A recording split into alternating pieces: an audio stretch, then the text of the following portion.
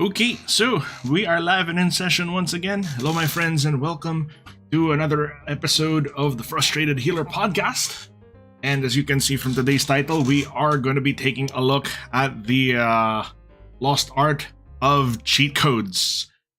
Man, this is something that anyone who is grown up in the 90s, yeah, this is definitely a 90s kid thing. It's, man, it really has that effect. As soon as you say cheat code, you immediately think of the legendary Konami Code, right?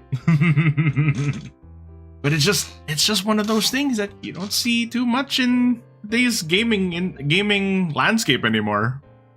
Yep, up, down, down, exactly. All right, let me just give a quick shout out to the early birds in the chat. We got Victor, we got Kat, Vicky Bro, George, got Lion, GT, and Chris. Yeah. 90s running was the new way we liked it to be. It was time for clocks. We are no longer living in the 80s. all those cheesy taglines in tow.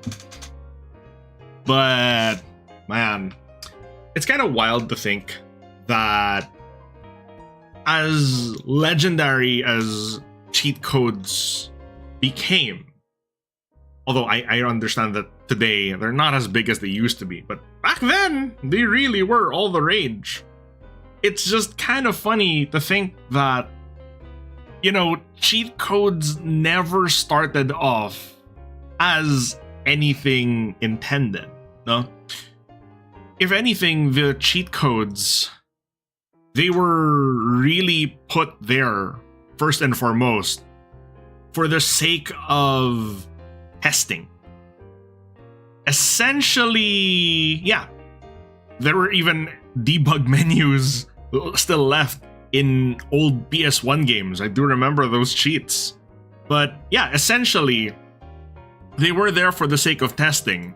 For example, if you just needed to test a certain section of a very difficult game, let's say, well, instead of you having to, as the tester, having to painstakingly run through, you know, all of these enemies, all of these obstacles in a level just to reach that part you could test, you know, if you could just enter a code, you could get there immediately and save you all the time and fuss of having to deal with all the insanity that came with it.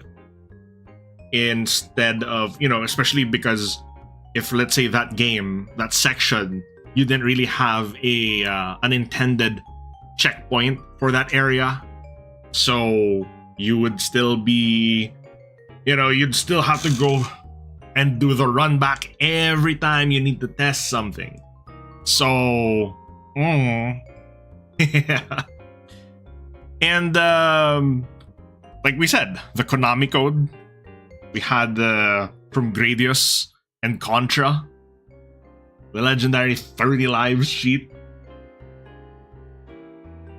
Heck, that was a time when, kind of wild to think about it, not chat, to say that that was the time when limited lives were the great limiter. They were the great limiter back in the day. And that's usually how you got a lot of time and replayability from it. How you had, you know, a finite amount of lives, and if you died that many times, well, you start the game all over again. If you boil it down to the essence of the game, those games tended to be pretty short. Those games didn't really have run times of, you know, like 6 to 10 hours. No way. Most of those games could be cleared. I mean, especially if you like watching those Summoning Salt NES record videos for speedrunning. Some of those games you can easily clear in, you know, like with Super Mario, you can clear it in 5 minutes. Though that is for speedrunners though. But there are some games you could clear in about 30, But not really, there weren't really run times that were very, very long. If anything, like Legend of Zelda, the first Legend of Zelda on the NES was ahead of its time because it had a save feature, it had a really vast world for you to explore and play through. And then we also had Final Fantasy. But for the most part, games were, arcade ports too. And in arcades, the whole philosophy was the amount of game time you can enjoy with with a quarter, they'd have to limit it. Because as we always mention here, whenever we talk about arcades, those things were meant to eat your quarters. They were meant to cheat you out of your hard-earned lives and power-ups and whatnot. Hello, Prim. But yeah, in those arcades, those experiences were ported into home consoles, and it kind of retained the same philosophy of gameplay, where to get a lot of time, to get your money's worth from the game, it would just kick your ass until you got good enough to progress to the next level, only for you to die there and redo the process. Yeah, the ruthless difficulty was also meant to prevent people from just sitting at the machines forever. Yeah, that was another part of it. It's part of the arcade experience. And a lot of that really did translate to the NES. And so now, it was a little bit different. Because now you had the NES, you had the arcade experience, but you had the arcade experience at home. So now you had it at your own pace. So if you inputted a 30 lives sheet from the enjoyment of your own couch, why not? Nobody's gonna blame you for it, right? Unless you did try it in Gradius 3, where the Konami Code would just outright kill you. Imagine my surprise when I tried it. Unless it was Crime Fighters, there the devs just had no idea of what constituted a beat 'em up. It made you do a boss rush on one life, no continues, and it's literally all the bosses at once. That's insane. Man. And those sadistic difficulties, they were there. It's different from Dark Souls, right? Because the sadistic difficulty of Dark Souls, of a tough game, is that you can beat it. It'll take you a lot of tries, but you will beat it. But the sadistic difficulty back then was like, no, you are not meant to beat it. You're meant to stay here and spend all your time, spend all your lives, and your quarters. Yeah. It wasn't until the Neo Geo where they were able to really nail it. Agreed. Because even by the NES, like, yes, they were able to get some good games on the NES, for sure. A lot of classics there. But compared to the processing power that you could get out of an SNES, and especially when you got the Dreamcast, which had surprisingly a lot of arcade. It is the closest arcade perfect that Marvel vs. Capcom 2 got. The version on the Dreamcast was the closest they got to arcade perfect, and it was on the Dreamcast. That poor console that could 07 to that thing. As much as you hate the Dark Souls of something comparison, it is what people understand the most. I know. But it's like, when you compare, let's say, Battletoads. Battletoads is not meant for you to clear it.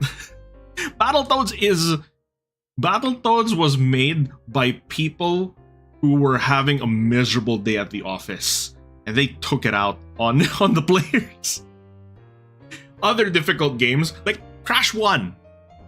Crash 1 is a notoriously difficult platformer, but you're meant to finish it. It's just tough, but you are meant to finish it. Battletoads, We'll just you have a life bar in Battletoads that becomes very useless very quickly when everything starts killing you in one shot. Nintendo difficulty is that it's hard due to console limitations for the most part. True. A lot of the Nintendo games as we progressed forward became easier. Though some of the Metroid games are still pretty challenging. Those are fun games though. Takeshi's Challenge was just built to be unfair though, GT. Games were shorter, so they had to be harder. Precisely. We didn't have the privilege of massive worlds and crazy stories, overarching gigantic plots, Hollywood level production and stuff like that. No, it was just you in the game and go on and have fun, no? At the same time, ports of arcade games follow the same philosophy of eating your money as much as possible. Except, thankfully, you already bought the game. You already paid for it. So now, at least, all your continues and your credits were free, quote-unquote. You love learning about the gaming scene before you were born. It sounds like so much fun. Yeah. You were probably not even in that era of... I guess, by the time... I know you're one of our younger members here, Kat. It's like... By the time you were gaming, probably cheat codes had already been starting to phase out, no? Software complexity is being limited by hardware specifications during the retro era. Oh yeah.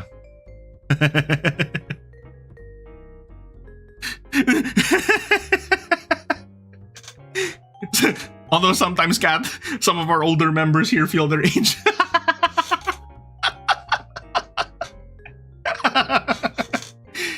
Your first game being Prince of Persia, and that was difficult due to it being designed that way. Yeah, man. Holy crap. Kat just said, I don't think I've ever played a game with cheat codes. Oh my god. Well, this is gonna be a bit of a history lesson for you, Kat. It's gonna be nostalgic for the oldies in the chat, and it's gonna be a history lesson for you. So, let's get into it, right? Initially, like we said, they were just meant for testing, but they were always there. And eventually we started to get, what do you call it? We started to get more the standardized set of cheats. You guys know the drill. You got your infinite lives, infinite ammo, invincibility, your level selects, your infinite currencies, unlock everything, super weapons, one-shot kill. And my god, who could ever forget the legendary, the God mode. The God mode. And especially if you were playing in the 90s, everyone had a freaking big head mode. I don't know why. I really don't know why. But every game had a big head mode. Tony Hawk, Spyro, Tekken, Medieval. Oh, so many games had big head modes. It was so odd. Summon cars. Yeah, I mean, that was the standardized set of cheats, right? And then after that, IDDQD. Yes, George. And remember, these are cheat codes, meaning I separate them from exploits, because what I mean by cheat code is that you have to actually input something on your controller in order to activate something. Yeah, it's very different from the hacks that you know, or exploits that are just bugs in the code of the game. Now, they're in the game. Big head mode was a byproduct of a graphical glitch for NBA Jam, but it was still at that era where a lot of devs were just having so much fun with it. They would take these insane things and they'd just go ham on them. And oh man, it was crazy too. Like as things went and kept getting more developed, some of these cheats, some of the devs decided to get even more creative. They got even more creative with the cheat codes. And I already saw I already saw Jeff mentioning a couple. Old Blizzard and their cheats. You guys remember? Power overwhelming. I see dead people. Who's your daddy? Greed is good. There is no cow level. What's mine is mine. All your base are belong to us. Yes. And these were pretty special, man, because like cheats in RTS games usually did something pretty fun. They were a little bit more creative. It wasn't just your simple I mean, yes, you still had your god mode and whatnot, but it wasn't just that simple. Some of them had your warp 10. Get there really fast. Yeah. And all of these things had some pretty specific effects. For example, black sheep walls would reveal the map to you in StarCraft. In Warcraft, it was I see dead people. You gain more currency. You gain all the research. You could speed up game production time, but watch out when you do that because it also works for your AI opponent. Oh. How do you turn this on? Show me the money. And these were cheats that you inputted. There wasn't a password screen or anything. They were like chat messages. You open your chat interface, you type this message in, enter, and then boom, cheat enabled right in the middle of your screen, right there.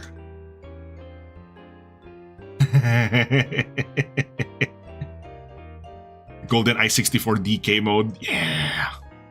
Robin Hood. I have a funny story to tell you guys. So, in old Blizzard games, right? When you type it, it shows that message in the middle of the screen, right? It says, cheat enabled. You know you'll do it right because if you were just typing a message and it was wrong, it would just show your garbled input here on the left-hand side of the screen. But if you did it right, it would show cheat enabled right in the center of the screen. So what I decided to do some harmless trolling. Okay? So I enter a match. This was in the Dota days. Dota 1 on Warcraft 3.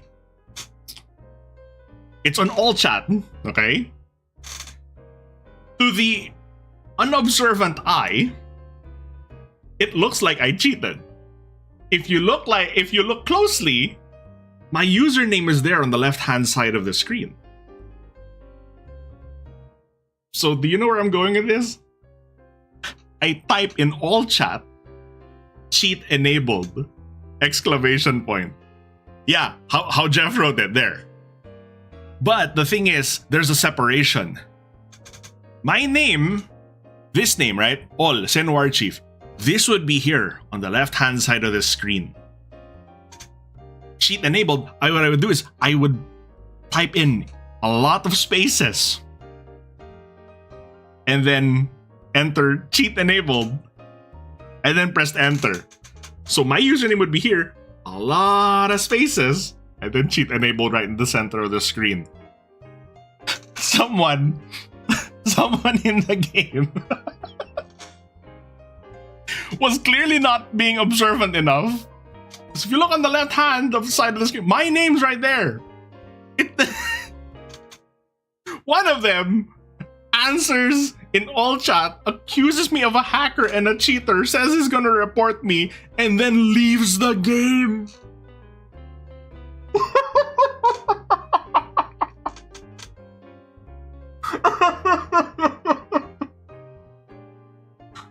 Oh my god. I'm like, oh my god, how stupid could they get? How stupid could they be? Harmless trolling. George, you would know. Pre, you know how we do non-harmless trolling back home. So that's already considered harmless.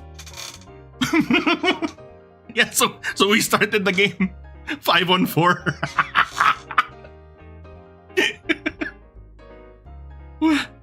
idiot. I'm gonna report you. You're hacking. You're a cheater. Da, da, da, da, da. I'm like, holy crap, it worked. I'm like, oh my god, how does that even work? Or yeah, you suggest to someone that Alt F4 was a power cheat in the PC games. Or what about okay, PS1. Let's go back to the PS1 of a troll cheat. Tomb Raider, right? Some of you may already know where this is going. So, this is because people were already, even back then, we all loved a bit of that digital yabe. So, there was this rumor going around on the playground. No? It was supposedly a nude cheat, okay, for Lara Croft. Yeah. They were saying that's what it was. Like, oh yeah, input this cheat. It's that, you know, super special legendary like nude code for Tomb Raider, and it blows you up.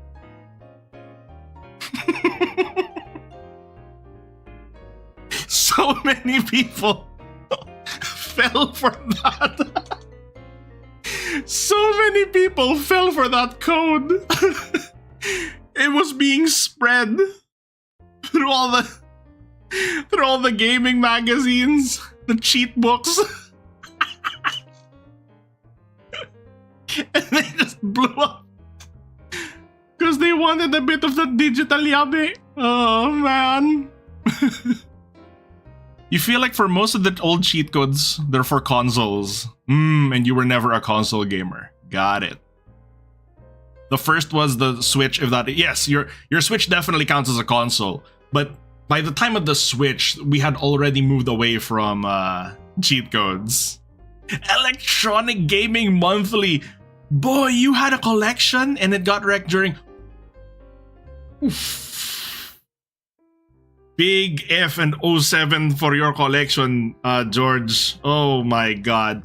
For those who don't know, Ondoy was this massive typhoon that hit us back home where the floodwaters reached like up to your waist. That was the same typhoon where I said that I witnessed a bus capsizing in the middle of the road. That's how bad it got. So a lot of people's belongings got wrecked in that flood. So George, your casualty was the freaking gaming magazine collection. No. Yeah. Ondoy is known to, is known as Kitsana to the international community. Right. Oh my god. Your dad had access to the periodicals, and once they were done digitizing the gaming magazines, you'd ask for the physical copy. Pain, Peko. Pain, Peko. But kinda on that note, no? On that note, there were a lot of really creative cheats that they were doing. Back then, remember how Mortal Kombat had all this controversy around how, oh, it's too violent, too bloody, too gory, and then you see where Mortal Kombat is today. Woo. But of course, back then that was still shocking. That was still, oh my god, we can't let kids play this. Da, da, da. There was a console version. There was a console version of Mortal Kombat where they censored the, they removed the blood and the gore, but not really. You enter a code, you turn it back on. Yeah, the Genesis version or the Mega Drive. That version was heavily censored. They removed the blood and the gore. But then they're like, oh yeah, so of course we can put it on the shelf. It's like, oh yeah, we removed the blood and the gore. It's just a fighting game now. Da, da, da, da, da. Okay. When you finally have your copy, enter the cheat code. That's how you got it. And you had the proper version again. Man. There was also a cheat code in Tekken 2. Tekken 2 fighting game, right? So classic PS1 Tekken 2 fighting game. There was a cheat code that was in the console version that put you in first person mode. Your character, the camera would go behind your character, and you would just be like this green wireframe. You'd just be this green wireframe, and you would be fighting in first person, and it was so cool.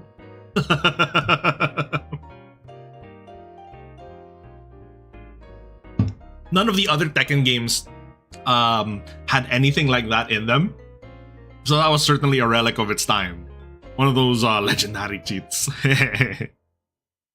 And what else do I have listed here? Oh yeah, and there was this really cool thing too with Crash and Spyro, because those two games were pretty interconnected. Did you know that Crash 3 had a hidden demo of Spyro 1 inside it? All you need to do was enter a code on the main menu, and then you would there would be a fourth option on the main menu, and then it would say there, Spyro the Dragon demo. I'm like, what? And in fact, for some people, that was their first exposure to Spyro, because, you know, you had the cheat books, they were cheat books and magazines, they were everywhere, so it was not only a matter of time before you found it, and you could play the demo of Spyro 1. And then later on, I believe Spyro 3 had a demo of Crash Bash on it too. So, yeah. Those were really cool. Those were pretty cool. You cried the whole day when you couldn't get into Dragon's Paradise. Oh man, we've been there. Kat, you wish you were born earlier. All this sounds much more fun than some of the stuff now. I mean, of course, we will tell you that the 90s were the best. There's still a reason why we consider the 90s, the late 90s especially, as the golden era of gaming. Everybody was still very, very creative. Everybody, you know, it hadn't become so corporate, formulaic, and soulless. Bit Wars was a thing back then. Yeah, though we do wear rose-tinted glasses because a lot of quality of life improvements really happened in the modern era, but we do hold a fond love for that era of gaming for sure.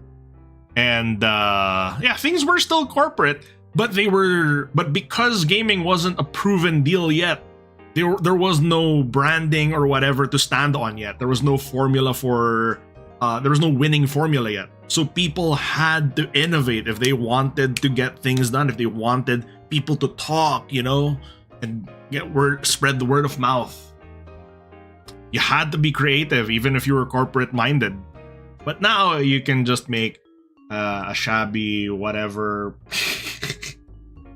You can just make a generic shooter. You can just make the next roster update on your favorite sports game. You can... Anyway, yeah.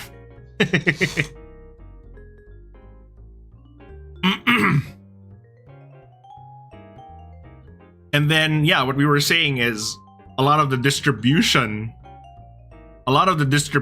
of these games, these cheats rather, the cheats came through the gaming magazines and cheat books. You had your Game Sharks, you had your Game Genies, you had all of these ways to kind of go into the game and kind of change the code on the fly.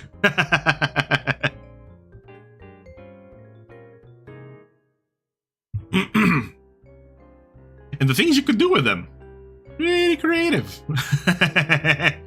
You could usually add like infinite lives cheats to games that never had them in the first place.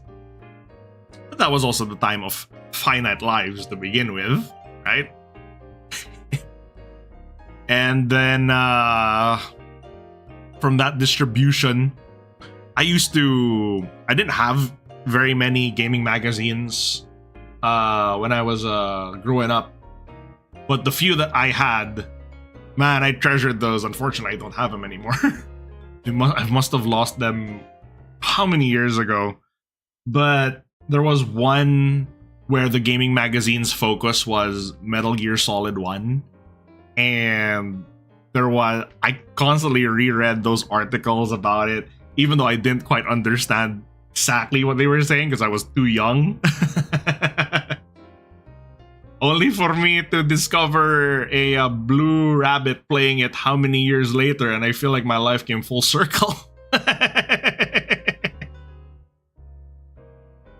Yeah, Nintendo Power had the great issues. Some of the gaming magazines got debug codes to post as authorized leaks. Yes. And those gaming magazines also had advertisements for upcoming games that were pretty interesting. Uh-oh, here he is. Don't turn off my podcast, Mo. Hey, Mo. Hello.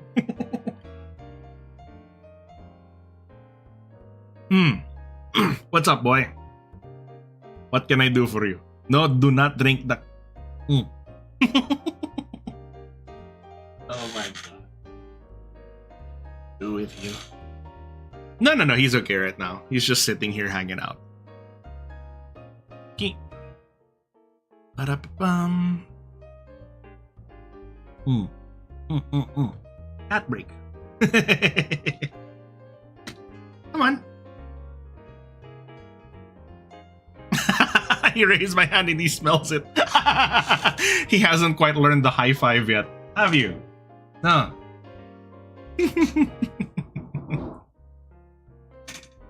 Oh man. My personal favorite game though, chat. Personal favorite game for console cheats was GTA San Andreas. GTA had so many creative cheats. I freaking loved the cheats in San Andreas. What are you looking at, Nemo? Yeah, San Andreas and Vice City. It's just that San Andreas really expanded on the formula. I would argue even perfected it. Yeah. There were so many specific cheats there for spawning. Just the vehicle spawn cheats. They were so specific. Input this, and you can spawn a tank. You can spawn, you can spawn a Hydra. You can spawn yourself a little motorcycle. You can change all the cars on the road, making them all beach themed. You can make it Yakuza themed. You can you can make pedestrians equip rocket launchers and then go crazy. Be sure to input an infinite health cheat if you do that though. Oops. There you go. Saints Row 4 felt like you already had the cheats enabled. Yes. You can give yourself infinite money. You can spawn. You can give yourself a certain set of weapons. In San Andreas, you can even just give yourself a jetpack, which you're not supposed to have until way later in the game. That was so fun. One of the creative cheats too was you can raise your wanted level to max, you can lower it, you can make it such that you never get wanted anymore. There was even this really wild cheat where if you bump into another car, for some reason, I love this one. You bump into a car and then it starts floating. It was such a strange cheat. I'm like, floating cars cheat? What the hell does that mean? And I type it in, right? I expected my car to float. And it's like, well, it's not floating. It's not like hover cars, whatever. All right. So what's going on now? Bump into it. You bump into another car and it starts... and it'll really just start floating away. And then there's this unfortunate consequence that if it reaches too high, if it hits the ceiling of the game, the car explodes. So there was one time I activated that cheat. I activated that cheat. I go to the freeway and I grab myself a bus. And I start running into all of the other cars on the street, and then just a whole big bunch of them started floating way up. And then that's when I discovered the whole thing with the ceiling of the game. Once it reached the height limit, they exploded, and then suddenly it started raining car debris. The wheels, the doors, the bits of the bits and faces are just raining from the sky. It sounds more like a weird Bethesda code than a cheat. Yes, it does sound very Bethesda-esque. Man, shout out to Bethesda. Their games come built in with cheat codes.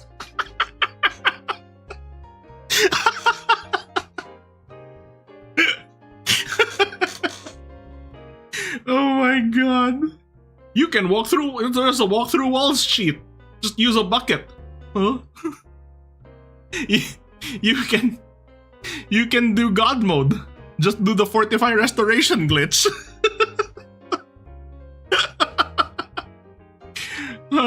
Mammoths falling from the sky. Yes. Dragons flying backwards. Doing Tokyo drifts. Oh my god. I swear. You know, when I first discovered that bug.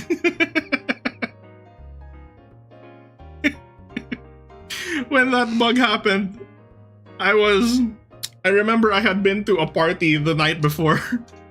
So I wake up and I'm still a little bit hungover. I fire up the Skyrim. First thing I see in the game. So I log into the game and I start playing, load my save file. First thing I see is a dragon flying backwards. I said, crap, I don't think I've recovered yet. I swear I was still drunk. That was not the best thing to see on the day where you have a hangover.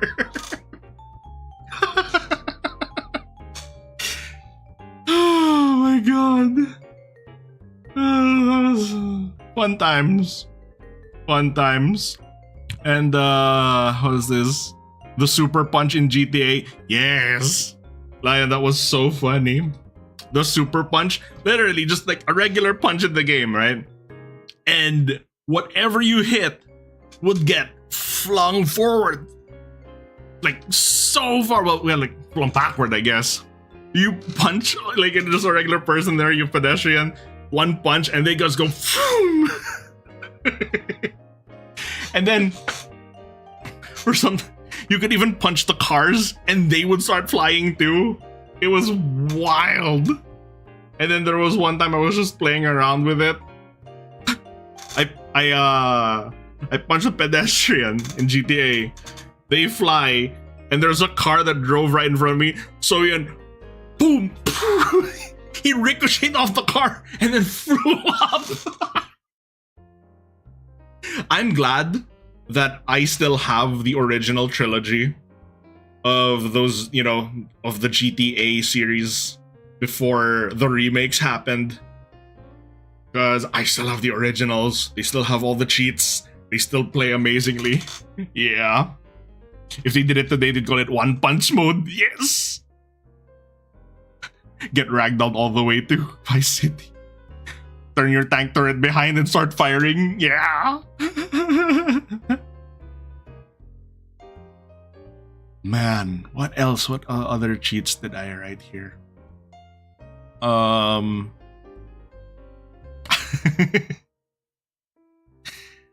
You got there was a dangerous cheat there called riot mode. I don't mean League of Legends, where it was like all pedestrians start rioting. And that was a dangerous code. Because once you activate it, you can't turn it off. You have to make sure to quit the game. Don't save anything. Because if anything goes wrong, it will go wrong. Oh boy. Oh boy. Things will go very, very wrong. You can never progress certain missions because everybody goes crazy. It breaks a lot of code in the game. I don't know why. For certain cheats, you just need to retype the input and then it would disable it. For some reason, this one could not be disabled, so it would always give you a warning that caution, this cheat cannot be disabled after you try it. And you're like, okay, sure, and then click. Oh boy. And then arm people with the rocket launchers. So that there's a cheat: give everyone rocket launchers, and then pedestrians riot. It was a war zone. It was absolute chaos, and I loved it.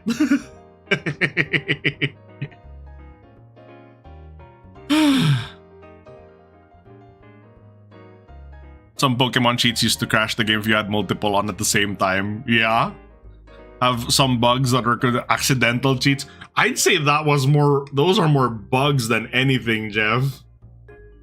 Due to integer overflow. Freaking Gandhi in the Civilization games would try to blow you up. That cheat probably massively contributed to you having 4+ saves. Yes. Yes, very much so.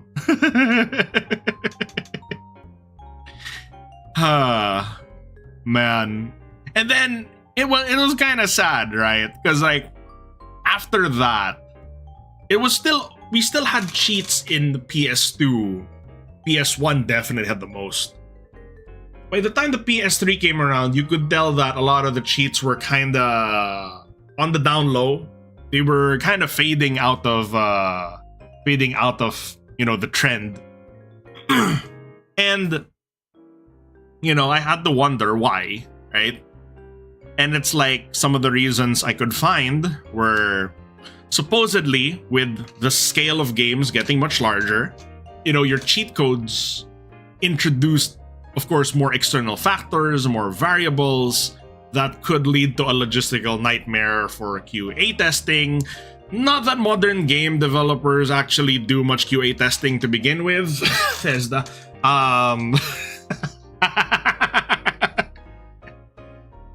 Some cheats became unlockable or just became features in games. For example, there's no more point to an infinite lives cheat when we have moved away from the era of limited lives. No? Yeah, now some of them you have to unlock the cheat to use it, which is some form of strange considering you used to use cheats to bypass those unlock mechanics and whatnot. No? And for example, instead of being able to cheat out your superpowered item, they also become completion rewards. Like if you clear this game, 100%, your reward is a crazy gun that'll kill anything in one shot. And for some cheats like God mode has become a little bit redundant considering that there are now some games that introduced, some game journalist difficulty levels where you can't really die. So the game is made super easy. And it's really meant more for people to just enjoy the story and whatnot. It's like casual mode. Some games do call it game journalist mode, which is incredible. Yeah. Do console commands still work in Bethesda games? Yeah. Console commands are legendary. They're still there. They're still there for sure. You remember Big Head mode due to Ratchet and Clank games where you could use a collectible to buy and unlock cheats? Yeah. Games broke so easily that some games have some objects behind walls because deleting it would make the game stop working. Yeah. And like we were saying earlier, some games were just not meant to have cheat codes like in some of the Souls series or something like Hollow Knight. Not sure if Castlevania Symphony of the Night had cheats. I'm sure it did. I'm sure it had a pretty standard set of cheats too. But when games when they got more developed, they really started to fade out from obscurity. And then level select cheats or skipping entire areas of the game became kind of useless, or they didn't want any of that to happen because some games have become more story driven, and of course the devs don't want you to be able to skip out cutscenes and miss out on whatever story they want to tell, no? Yeah. But yeah, what you guys were saying about the most depressing one is that some features that you would get in cheat codes have now become DLCs. Microtransactions and DLCs. That is definitely the most the most depressing outcome there.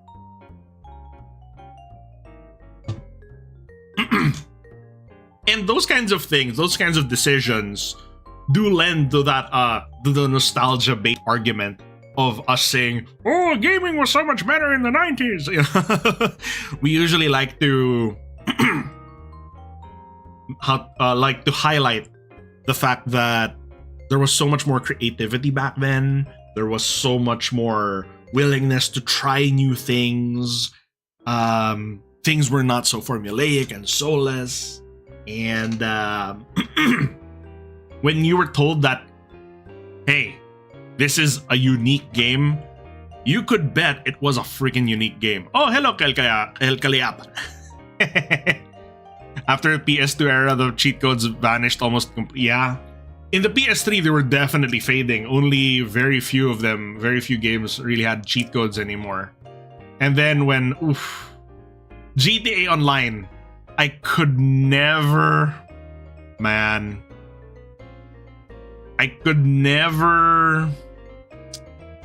come to terms with the fact that things that used to be unlockable features in the games were locked off behind paywalls and DLCs now. And yeah, it's heartbreaking. Like, when I saw that in San Andreas, I was talking about the jetpack. Play it, you play it as you go, play through the campaign. In the late game, you unlock the jetpack, and it just unlocks you so much freedom, right? And then I find out in GTA Online, the jetpack is a paid item. You can get it for free if you want, but the amount of grinding and the BS you have to go through just to do it, right? And then people will there's so many hackers online too. And that's one thing too that's another thing I wanted to mention. It's one thing when you're doing cheat codes in single player games, but we do not condone online cheating and hacks in competitive multiplayer games. Good God. How many times now have we seen that in the midst of a freaking esports competition, the competitors, the teams are found out to be cheating? We have entire videos talking about all of the controversies, all of the dumb stuff that was done, and it's like, oh my God, do you guys want to be taken seriously or not?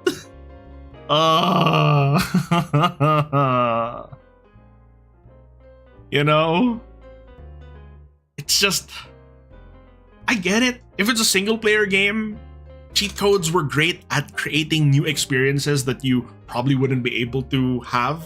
Like with the GTA, the floating cars, super punches and whatnot. And then all of a sudden, right? You guys have seen it too. Remember Fall Guys? Ooh. Remember that time in Fall Guys where like every other round had a hacker in it? It's like, okay, you're in the final round. 3, 2, 1, go. And you had barely left the starting line and someone was already at the crown. Come on, man. Even recently, Aqua found a hacker while grinding. Exactly. It's like, I get it for single player games. Because you're not robbing anyone of the experience. And your enjoyment of the game is really up to you. Like, if you wanna, go rampage through the entire game with, God mode, hey, go ahead. Nobody's gonna suffer from it. Heck, sometimes that's what I did in when I was younger in Warcraft 3. Some of the campaign missions were too difficult for me to understand. It was too difficult for me as a kid, and my gaming skill hadn't really reached anything decent by that point. So what happened instead was I would use the cheats to learn the map, and then I'd play it legit later on. You know what I mean? But that's the thing, no? It was flexible. It gave you the freedom of choice and all that crazy stuff. Why use cheat programs when you can just put out a protractor? You love the gaming history lessons the podcast give you? I love it. I'm really glad to hear that, though. Yeah. Getting the hang of RTS is pretty complicated for a kid. Oh, yeah. My it was for research purposes, so it's valid. Yeah. And I wouldn't do it against other players. Plus, at that point, you couldn't do it against other players either. No. Though you could do it in Battle Realms. There was always this code of honor when you played Battle Realms. You guys remember that game? You could... the moment you find any building visible, you can click on it. I believe the cheat was something as simple as Control D, and then it would blow up. It was so unfair, and you could use it even in multiplayer. So you would have to go in with like this code of honor. Like, okay, we do not enable the cheats here. We do not do anything. But or fight your rice fields for infinite yin yang. Yes. This was the shortcut key for detonation. And that was one of the things, like, why could you do that in a multiplayer game? My God. This is why a friend of mine, we would play troll matches against each other. We'd be like, all right, cheats are enabled here. So we do the infinite yin yang. We just rush someone, we just rush one of our farmers into the other guy's base and then Control DD as much as possible before the guy gets killed.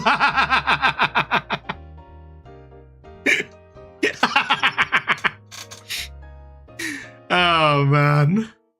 Prim, that was a bit more of an obscure RTS kind of game. A little bit, it focused a lot more on smaller armies, but it was kind of wild.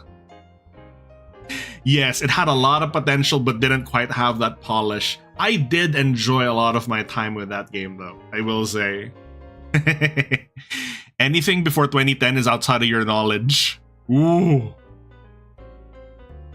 Whoa. Wow, so all of us 90s folks here really are giving you history lessons here, Kat. 100 Master Warlock. Yes. Yes, Jeff. 100 Master Warlock. What game was I talking about? This is Battle Realms, Vicky bro. That's Battle Realms, yeah. Sometimes use cheats on RPGs because you don't want the farm. Okay, Ryman, sometimes I can kind of agree with that. There were some times before where I would be like, oh, you know what? This cheat is just gonna speed up the process. Like, instead of farming 20 hours to get 20 copies of an item that only drops 1% of the time, why don't I just already add 20 copies of that item to my inventory and we can get on with our lives? You know what I mean?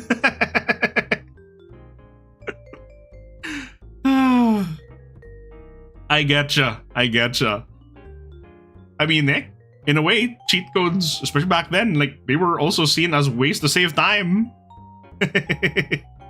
Same sentiment with the Pokemon ROM hacks. Yeah. You got into gaming in your teens. Cool. I've been gaming since I was 3. My first game was Super Mario on the NES. I still remember that very clearly.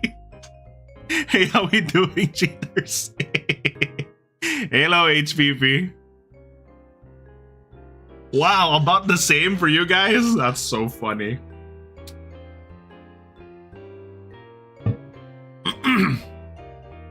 Your very first game was StarCraft Vanilla. Wow. That's a hell of a tough game to be your first game, man.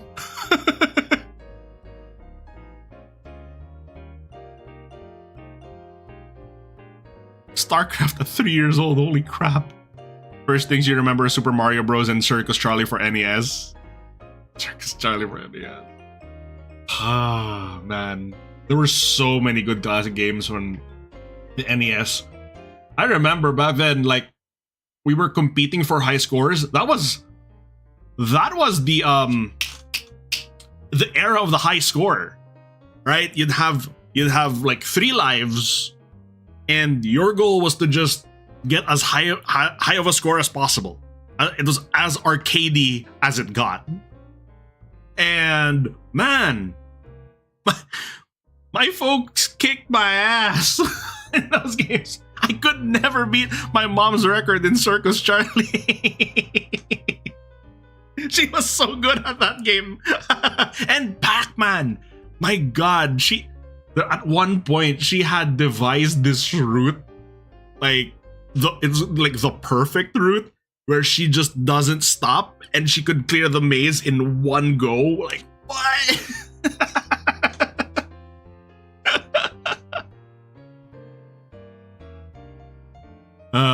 You did Gex. Nice. And Super Mario Bros. Mac Rider is a solid game too, Chris. Mac Rider is great. Earliest games you remember were old DOS games from when you were about 10 years old, like Commander Keen. Man, I feel like it's kind of cute how all of us oldies here in the chat are kind of like, you know, back in my day, you know, we're just talking about the first games that we played. Croc. Yes, Vicky bro. Croc was fun. It was a flawed game, but it had its fun moments for sure. There was a time, I believe Croc had some basic cheat codes in it too. I believe it had a level select as well. What you can remember is Age of Empires 1 from 97. Bro, 97 was a godlike year for gaming. That was the best year for games for sure. You didn't have many consoles, but you played a lot on emulators. But I swear, there's just something about that era, no? About game preservation. Like, a lot of the games from that era have just been lost to time. And I mean, like, people are like, oh, don't use emulators, they're technically not legal. Yeah, but how else are you gonna play the legacy games anymore, to be honest? Like, what platform would you play Symphony of the Night on? It's not available on Steam. It's not available. I believe it's available maybe on the PSN store. But it's actually strangely hard to find a game that is so legendary. Yeah. You learned English to play some games. Nice. Used to be on PSN. Even then, it's not even there anymore. God. DKC as your first game on NES is a solid game, man. Your folks had good taste. If your first game was DKC on the SNES, you had a good childhood. That's a damn good start. Yeah. Yeah, I was really enjoying. I skipped the SNES era.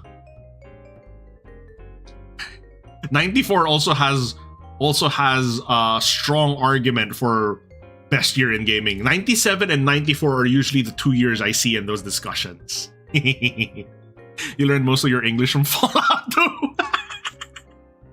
I love it. Oh my god, Jeff, Legend of Legaia, one of the most underrated obscure gems on that game console rather. Oof. FF Tactics is still the GOAT. That is a great set of games to start off with. That's really, really fun.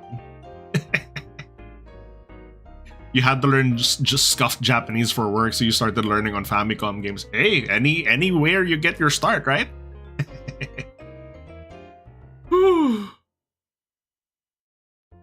Started with Getsu Fumadin.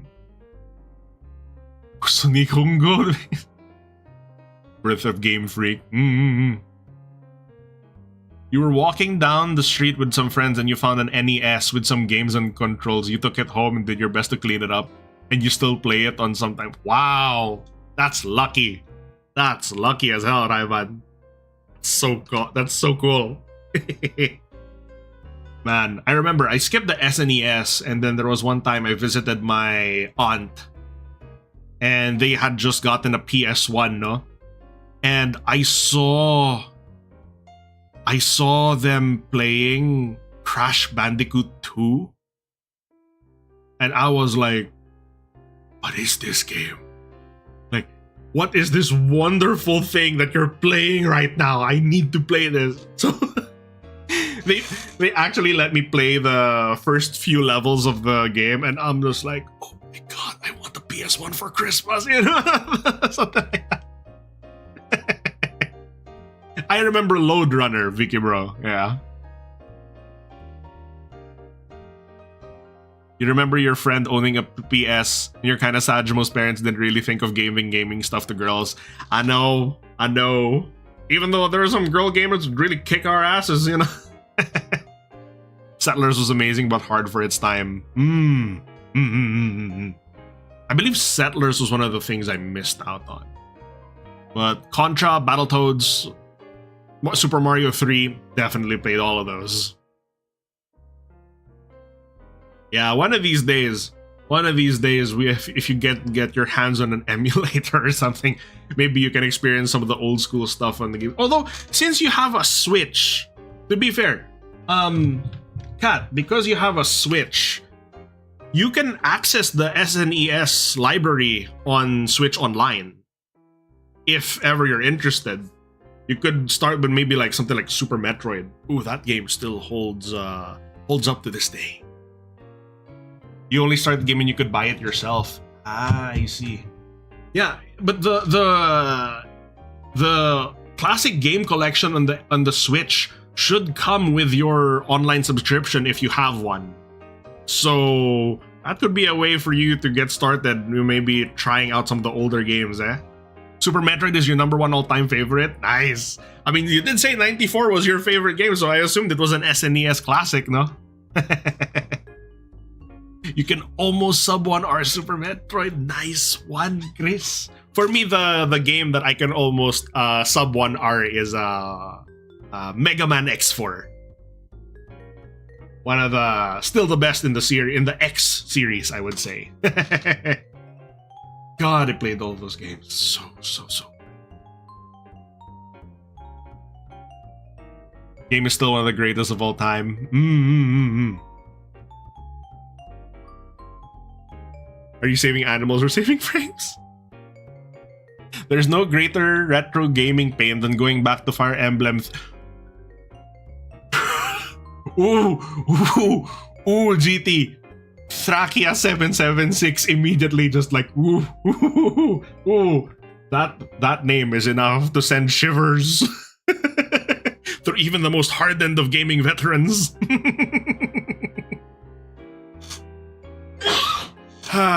Man, this is a fun discussion. We kinda did a bit of a retro game throwback there at the end there.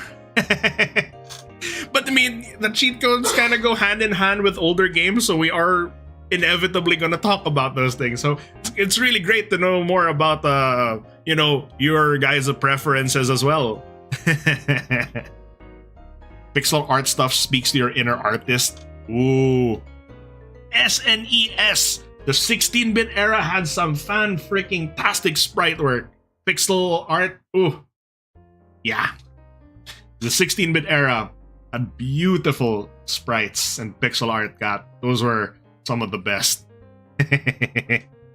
SNES port of Alpha 2. Mm-hmm. Oh, yeah. Yeah. Okay. So, PC 88 and 96 and MSX2. Mm-hmm.